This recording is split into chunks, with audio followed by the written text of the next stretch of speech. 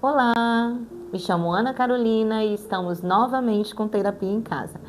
E você, está gostando da experiência? Está se identificando? Hoje nós vamos falar sobre a Síndrome da Salvadora ou do Salvador.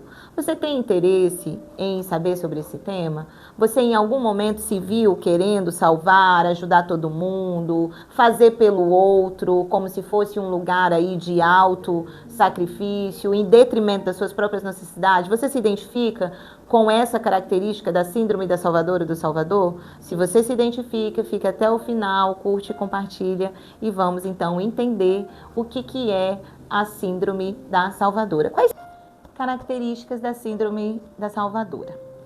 Priorização excessiva das necessidades do outro. Então, a pessoa, né, que tem essa síndrome, ela se coloca ali excessivamente na realização, né, dos problemas, das necessidades, e ela coloca tudo isso à frente das suas próprias, vamos dizer, prioridades e necessidades, e ela se negligencia, sabe, de forma assim absurda para atender as necessidades do outro.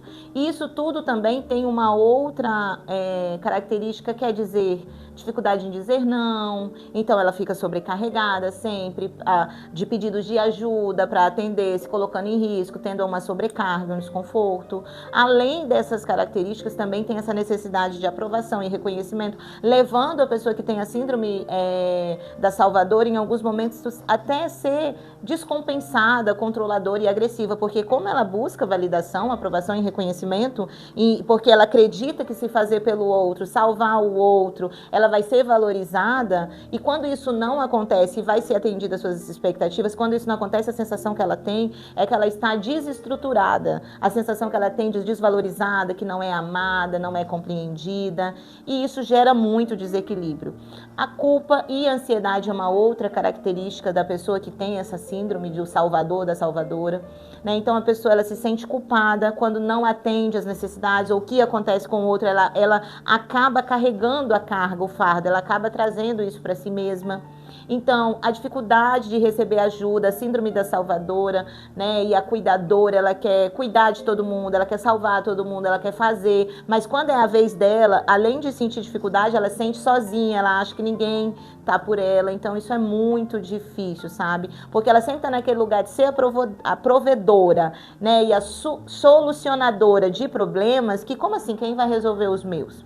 Relações codependentes. Então, assim, ela pode desenvolver muitas relações de dependência e codependência. Então, as pessoas, né, têm aquele entendimento que não vão conseguir se não estiver ligada a ela, sabe? E isso gera ali para ela uma necessidade constante de aprovação e sobrecarga, né, dentro dessas relações, tanto para ela como para os codependentes se sentirem bens. Então, assim, a perpetuação desse ciclo, né, como se ciclo de dependência e problemas nos relacionamentos, pois a pessoa tenta o tempo todo salvar o outro, sem que tome a iniciativa de mudança, né, para a sua própria vida, ou o outro também impede que o outro também modifique a sua própria história, né? Então, isso vai trazendo consequências, sabe, dessa síndrome, que é esgotamento, gente, físico e mental. A pessoa ela começa a se sentir exausta, estressada, ansiosa, devido a esse excesso de responsabilização e preocupação com os outros. Baixa autoestima, a pessoa busca incessantemente aprovação e sente que não está bem consigo mesmo, não se sente confiante. Então, isso também é uma questão que traz como consequência desenvolver essa síndrome. Outra consequência é problemas nos relacionamentos constantes, né? Então a pessoa tem ali dentro das relações dificuldade de estabelecer os próprios limites, reconhecer. Isso leva a pessoa a desenvolver sempre relações desgastantes e problemáticas. Aonde tem uma síndrome da salvadora, tem relacionamentos ali problemáticos e muito, vamos dizer assim, pesados.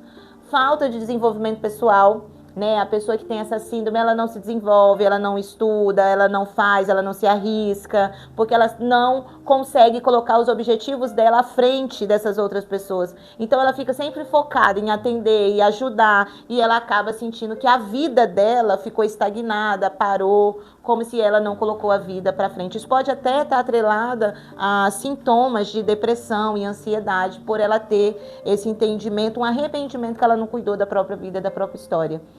Então, para a gente concluir esse vídeo, seria interessante você saber como lidar com, se você sentiu que você tem essas características da síndrome da Salvadora, se você se identificou, então vai buscar o autoconhecimento, vai reconhecer se você tem esse padrão, né? Vai entender de onde que vem esses padrões, e é importante compreender que isso são os primeiros passos para a mudança. Depois, começa a estabelecer limites, começa com pequenos passos a dizer não para o outro e dizer sim para você.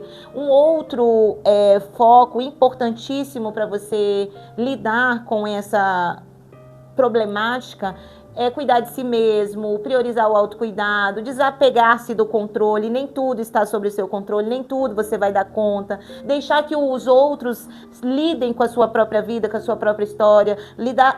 Perceber, deixar que o outro também acaba recebendo as próprias consequências da sua própria vida. Então, desapegue-se, né, do outro e vai buscar uma ajuda profissional, uma terapia que vai ser importantíssimo para você. Então, assim, se você se identificou, né, é importante hoje mesmo você buscar mudar esse padrão para que você consiga se sentir feliz.